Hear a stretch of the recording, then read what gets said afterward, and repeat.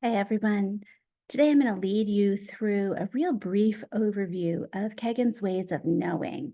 And this is a way of looking at both your own personal thought process, what drives your thoughts and your actions, and the idea of knowing how other people's thoughts and actions are driven in the effort to improve practice. And of course, as we're talking about this, we're relating it to education.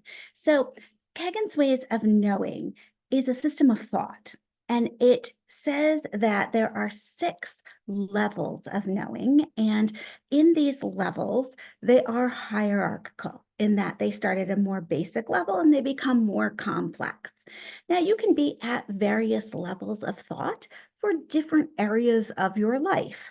One level is not necessarily better than others. It just tells you what is going to support you or support others that are in that level of knowing, and how you can then push people and push yourself into more complex ways of knowing. So I get a lot of my information from Drago and Severson's book here, Leading Adult Learning. This is a fabulous book.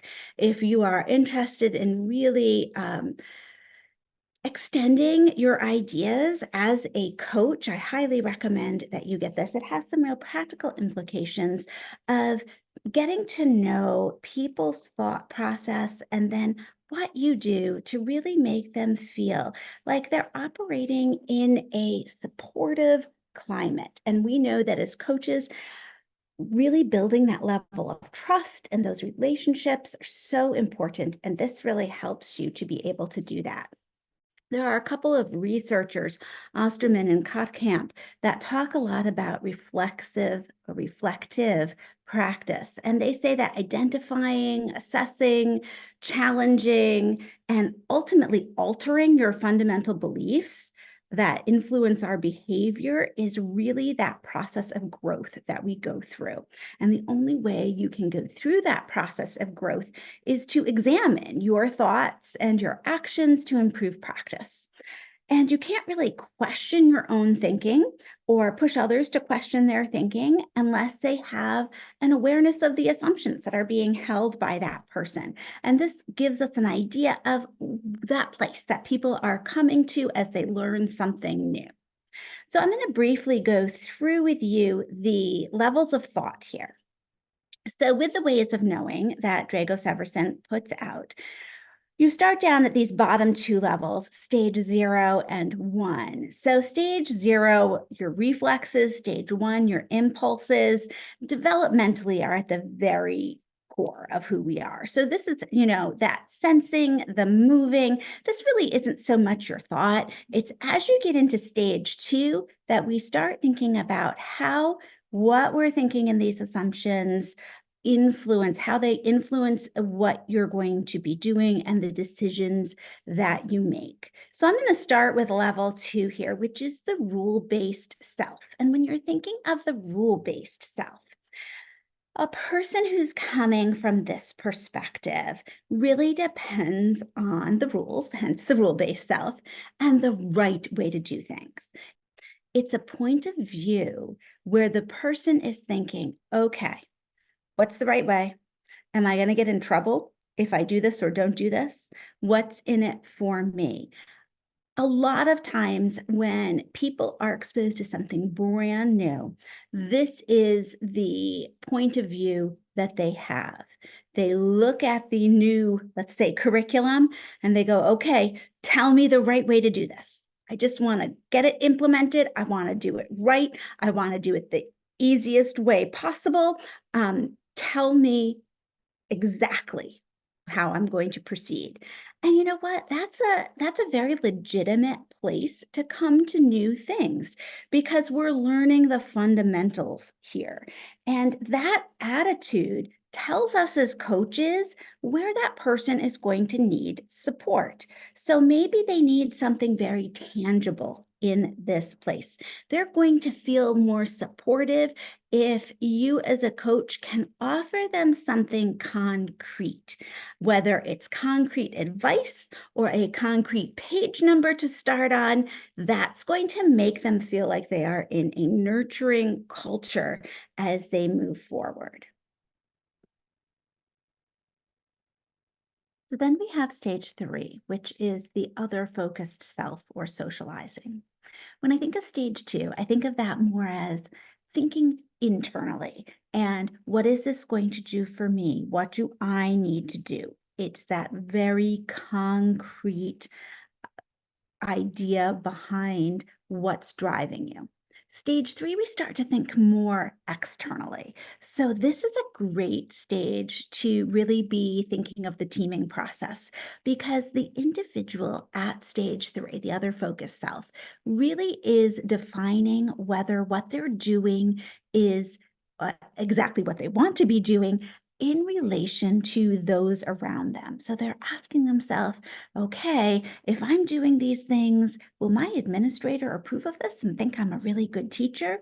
How about the other teachers around me? Do they think that this is the right thing to be doing too? So you're really looking for some acceptance of those around you. So as we bring in teaming and working with other people, this is a great time for collaboration. Are we all on the same page here? What's driving all of us together? And that external focus is a real big shift in stage three. So, as you're coaching, you're thinking to yourself, what coaching moves can I make to build upon this so that the person at stage three is comfortable? How can we help them know that, yes, we are a team in this, and this is how we're going to work together? And then, how can you push them a little further into the next level? This is also the level where we really start to think of feelings, both the individual's feelings and those feelings of the people around them. So the individual feels responsible for the feeling of those people around them, as well as their own. At this stage, the person is usually trying to avoid conflict. So they're not looking for conflicting ideas against them. They're looking for more of that supportive environment as we move forward. Shying away from criticism here. We want to have that positive value behind what we're doing. But certainly the opinion of you as the coach, especially, is going to be important for the individuals at stage three. Now, stage four begins more of a reflective self. So, where we had stage two, which was sort of more thinking about yourself, how is this affecting you? Stage three, we're thinking a little bit more about the people around us. Stage four, you're really looking at your internal value system and how do your actions and your teaching process and actions reflect those values? So I'm especially thinking here of, the science of reading and structured literacy being a social justice movement. That's something that I really value. That's internal to me. So I'm going to be thinking about the things that I'm doing in instruction to see if they align with that internal value. Is this supporting social justice? Is this moving my personal value of having all students be able to read forward? Is it guiding my personal goals? And is it reflecting the ideals and beliefs that I have? So, this is a great time as a coach to be having deeper discussions here with individuals and those that you're coaching, and to be thinking yourself too about how whatever it is you're implementing reflects those personal beliefs. And I personally think that as teachers, we became teachers because we have that internal desire to value education, to value the individual student. So in stage four, a lot of the individuals do really connect to that value system. And then in stage 5, the interconnecting self or transforming stage is where the individual is almost challenging their own belief system by being open to learning from other people. They are looking for self exploration opportunities. They are looking to see how other people's thinking can enhance their own, can modify their perceptions. They're seeking out these other opinions. And this could be something big, like we're going to look at the education system in different countries and how that could influence what we're doing here.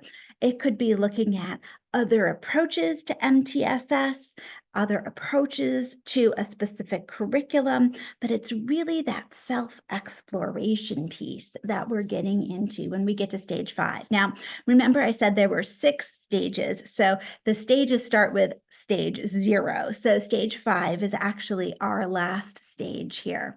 And I just want you to be cognizant that you can't really question your thinking or others' thinking unless you have an awareness of the assumptions that you and others are bringing to the table. So, this is really just allowing us to examine our thoughts and our actions with the ultimate goal of improving our practice. It's this lens that we can use to look at your attitude, to look at others' attitudes to support growth. It's how we're making meaning of the experiences we're having, and that influences how one understands their role and their responsibilities in the education system. Leaders have to understand the adult perspectives that are coming to the table and know their own perspectives to be the most efficient possible. Now, you do also have to remember that under times of extreme stress, the tendency is to fall back in stages. And this is for everyone, and it's in all areas of life. So if it is something brand new, most of the time you will see people drop back a level or two, and that is completely normal. And I think something that we do need to be aware of, and I see this in myself, and I've seen it in many people, when you're handed something new that you have to do, your first response is, oh my gosh, okay, so tell me what I'm going to do here. And that really is your stage 2, is you're looking at that concrete. Just let me know how I'm going to do this right. And sometimes we then have to build up again. And that's just fine. And as a coach, you're aware of that. And I think it's just really important to honor that in yourself and in other people, that one stage is not better than the other, but we do need to provide the support to those people around us that are going to make them feel comfortable and confident in their teaching at the stage that they're at, and then to push them a little bit forward, moving on from there. So, I have a few questions that I want you to be considering regarding the levels of knowing. So, first, what level of knowing are you currently at regarding MTSS and Tier 2 intervention? And I know there's quite the span of experience with MTSS and Tier 2 intervention. Maybe you are in a district that has some protocols and structures that have been set up and in place for a number of years, and you have been implementing MTSS. You have a Tier 2 intervention base already going. Maybe this is new for you or for your district. So consider that. And then also, what level of knowing would you say the leadership in your school or district is at regarding MTSS and tier intervention? And this might be very different from yours, or it might mirror yours completely. Finally, what level of knowing would you say the teachers in your school and district are at regarding MTSS and Tier 2 intervention? Because this, when you get into the more individual coaching of teachers, will greatly influence your approach to that coaching time. And we're going to be incorporating this into some of your post work this week. So, really be contemplating your own assumptions behind MTSS and Tier 2 intervention and the assumptions of those people that you're working with.